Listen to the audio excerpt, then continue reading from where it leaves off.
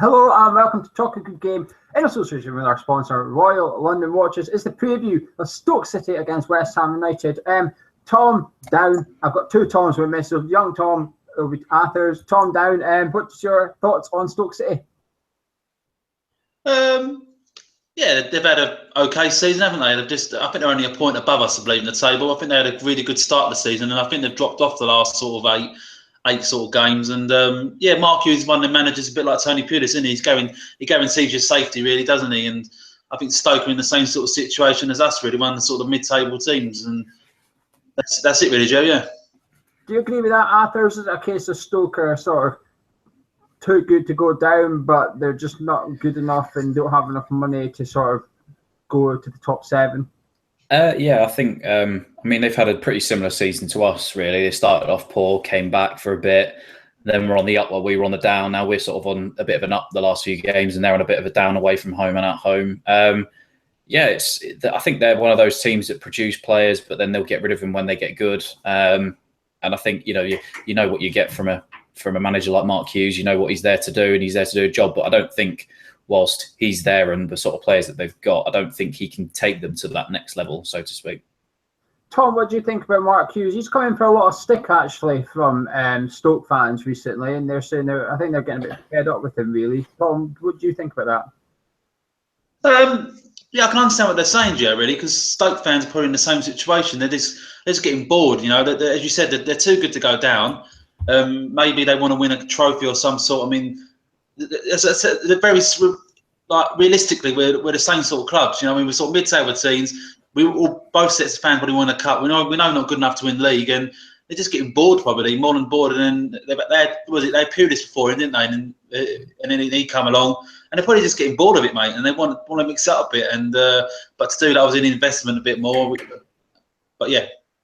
Well, on the manager, under Mark Hughes, Stoke City are unbeaten against West Ham United in 7 games. They've won 3 and drawn 4 with him in charge. Arthur's transfer window coming up. Is there anyone you'd be looking at the Bet365 Stadium and thinking, I wouldn't mind seeing him at West Ham next season? There's probably a couple of people that I'd take. I think probably Bojan was one of them, but obviously he's gone over to Germany. You've probably got to look at, I'd say probably Arnautovic is good. He's sort of he can be hot and cold. He has good moments. He has bad moments. Shaqiri's the same. You know, don't think he's that good on a consistent basis. But he'd probably be still good enough to get in our team at parts. And probably Mbula is another one, or maybe even Butland. I know that we're looking for a keeper, and Butland's probably would be our main guy to go for if you want, seeing as we're struggling back there. But there's certainly a few good players, but I think it's just at the minute it's untapped potential. I think there is somewhere that there is a level that they could get to, but they're just not at that level yet. So I'd take a couple of their guys, but it just depends how high the ceiling is and how much more they can improve, really. Stoke are not in the greatest of form. They've only got 3 points from their last 6 Premier League games, and I was at home against Hull City, so they're certainly not picking up points. Our referee on Saturday, you might not have heard of, he's called Lee Probert. We have not had him since 2013, but when we did have him, we beat Spurs 3-0 at White Hart Lane, so hopefully we can have a repeat. Tom, we've had no clean sheet in 13 away games, but we've had a clean sheet in our last home game, which was against Everton. Is it important that we stay with the same formation, or with Sam Byron back, we just switch to forward at the back? No, I think there was a bit of I wasn't at the Everton game, but obviously I watched it and the highlights and things, what highlights it was, and going by everyone's reaction. But yeah, we done well, Gio, apart from is the final sort of third. So on that basis, having a clean sheet, you can't really change a team. Bill Bilic can't change a team. So I probably would stick with the 3 at the back and the 2 wing backs. It seemed to work well. That's what I'll stick with. Would you keep Fernandez right wing back, Tom, or would you take Byram into play in sort of his more natural position and maybe give us an edge going forward? That's still unchanged, mate. So I'd keep Fernandez there. So yeah, sorry, Byram, you don't come in this time. Yeah, if had a 0-0. So yeah, but keep Fernandez there. Arthur, what about yourself? Would you keep Fernandez there? And also, what about centre midfield? Nordveit had his best game in a West Ham shirt, which isn't difficult when he hasn't played that well in other ones. But our captain's back from suspension. Does he come in as well?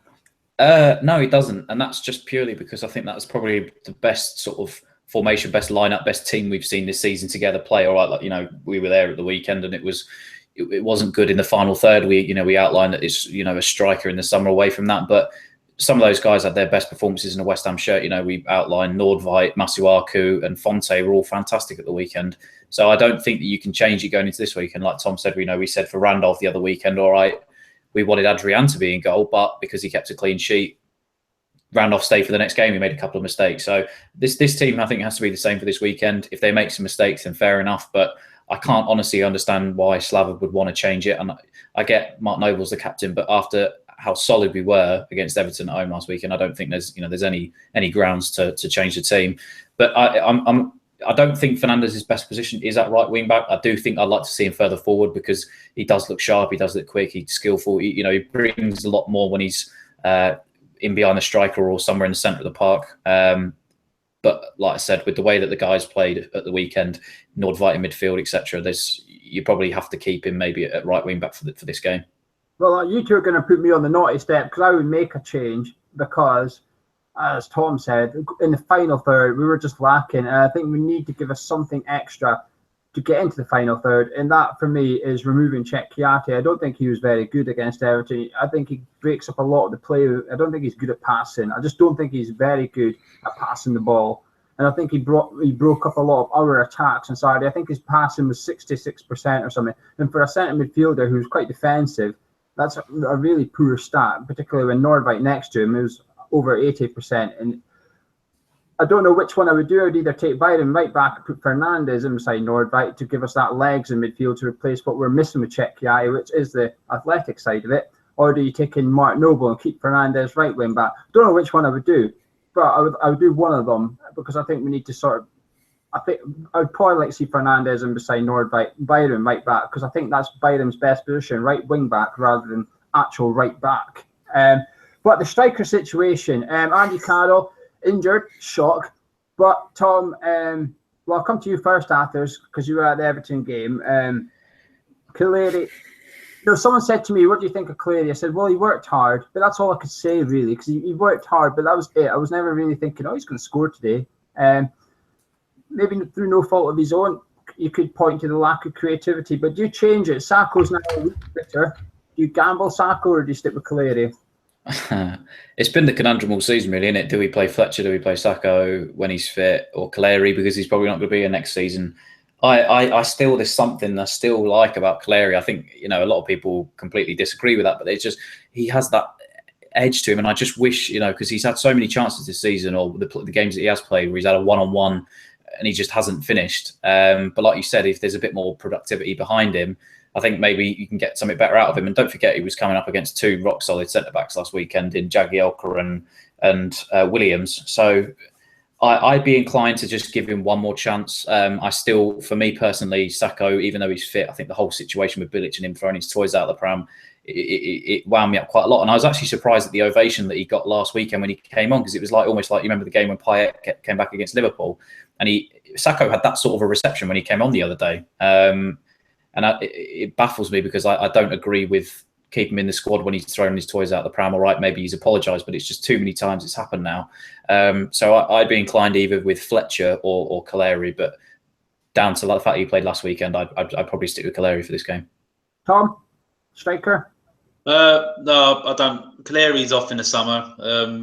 Well, there's rumours he's off, and there's also rumours that he's going to stay, so we could buy him. If we're going to buy him, then yeah, you've got to play him, give him 3 or 4 games. Sakho, yeah, he's burnt so many bridges for me. It deserves to go on the bench, and we're desperate. Andy Carroll's injured, so give Fletcher a go for me. Fletcher deserves a go. He's done nothing wrong. He's done well when he's come on. He doesn't get a lot of time, and when he has come, so Fletcher for me. Sakho's burnt so many bridges. Yeah, I can only echo what Tom said. Really, I mean, the other curveball which Bilic could throw is putting Ayew as sort of the front man up front and playing Lanzini and Feghouli or Snodgrass, if either of them are fit, off him. But then it means you've got to put up with either Feghouli or Snodgrass on the pitch. I don't think he could do that for 90 minutes. No, I don't think Tom would put up with Snodgrass at all. But that's the curveball Bilic could do. But I'd like to see Fletcher as well. I think. Well, let's talk about it. Tom, are you confident for this one? Stoke are in horrendous form. We're not in great form, but we've had a decent performance against Everton, and we're sort of safe, but not quite safe yet. But we should be safe.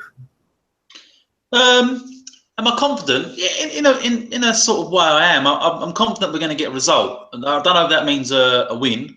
I think it's going to be a very, very lackluster game again. Like there's going to be no real quality. It's going to be very defensive from both teams. So it's going to be a lot in midfield. So yeah, it's going to be a low-scoring game, Gio. Yeah, and I'm quite confident. Yeah. What about yourself, Arthur? How can we get the 3 points from this one? I don't know really. I think we've not really had the best of times against Stoke. I don't think Bilic, I saw a stat earlier that he's not won as a manager against Stoke. And I think, like Tom said, I don't think it will be a high-scoring game in particular. I think, especially with how we were last weekend defensively, I'd sort of expect the same sort of performance again. Do you know what? I don't know how you win really against this Stoke team. Like you said, they've been in such poor form, but who knows? The odd break here on the counter-attack. I don't know how it pan out, but like you said, they've both been as bad as each other at points this season. We could end up, conceding a sloppy goal, and likewise for them. So you just don't know really how this kind of game is going to end up panning out. I can only echo you too. I think this game's going to be last on match of the day, perhaps. It's got that written all over it. I wouldn't be surprised if it was 0-0 again.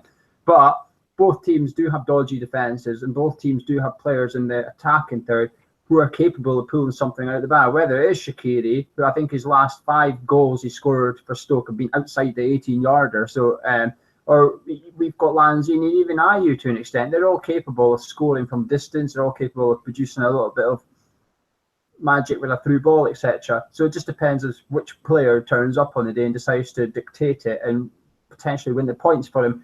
Well, we're all predicting low scoring ones. If we win, we could actually go top half, which is probably the first time for a long time. We could actually go top half. We will certainly, as Tom said, Stoke are only 1 point ahead of us, so we will certainly leapfrog Stoke. So all of a sudden, the end of the season's got a little bit more exciting for West Ham fans, but not too much. Tom, prediction time.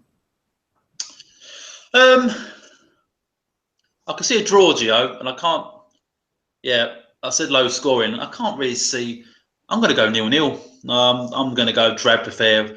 Maybe nick it 1-0. All right, 1-0 West Ham. 1-0 West Ham. Arthur's?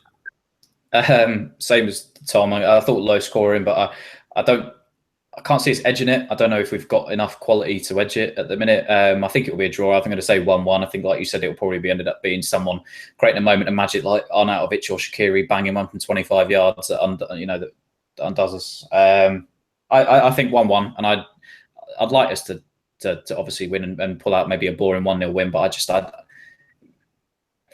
actually, you know what? Yeah, I'm going to be optimistic. I'm going to say 1-0, just off the back of last week's performance defensively. If we can keep it up again, I think if we can shut Everton out the game for 90 minutes, I think we can most likely shut Stoke out the game for 90 minutes. I'll say 1-0 as well. Yeah, I was debating going for 1-0 or 1-1 as well. I wasn't too sure, and I know what you're saying, Arthur, is about how you're not sure we've got the quality. But what I do think we do have, though, going by the Everton result and only the Everton result, is I think we've got a bit of fight among us now. I think they've started to sort of buck up against Everton. If we take that to a stadium against a team that's won 1 game and lost 6 in their last 7, and the win was against Hull, and they've also got beat by Burnley and Swansea. So it's not like it's big teams they're beating, and they're getting beat by teams that are in the bottom 4 in the Premier League as well. So we could easily get the win there. But what's making me think about a draw is I think if you offered Bilic a point tonight, I think he would take it. I think he would take that point and just get another point to safety and just leave the rest behind a little bit. But I'm also going to say 1-0, and I think that's actually the first time ever on our YouTube channel we've all said the same result, and it's 1-0. Last season we were all predicting 3-2s and 4-2s under Bilic. Now we're all saying we're going to scrape a 1-0 at Stoke. But anyway, before we go, we've got signed boots by Antonio. We're still giving these away. All you have to do is subscribe to the channel. There'll be a massive thing popping up on your screen round about now with our logo on it. Click that, hit the subscribe button, and just comment below with your favourite Antonio goal. But also comment below with the 11 you would like to see. Who do you want to see up front? Shall we change formation? Does Noble and Byram come back in? Does Sacco start? And also your score prediction. Come on to our forum at hammerchat.com. But that's been Arthur's. That's been Tom. They're both called Tom, but for the sake of this one, that's Arthur's. That's the 2 Toms. I've been Gio. We've been Hammer's Chat. Thank you for watching.